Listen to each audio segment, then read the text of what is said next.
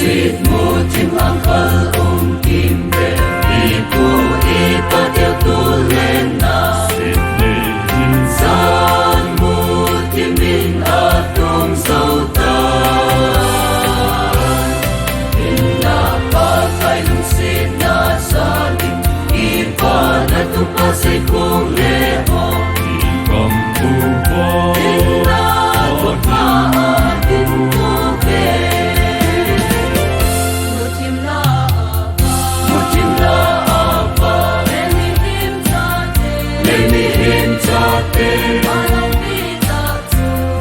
Pita tu amutabe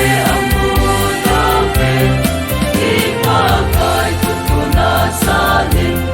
gospel centenary ilung tabe sunga ipapatin suba soyin kung tahen gospel in mutim asal patay indoy sildoy kitoy beita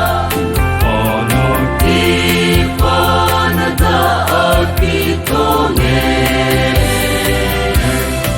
ingambay sangahin salpata agaw sutana tulaw pinso Seipong leuke uning tate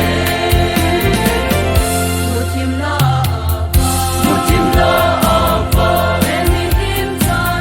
Lemihim tate Balau pita tu amutabe ipakai tutuna salin gospel centenary ilung tabe sunga ipapatin suba soyin kung tahen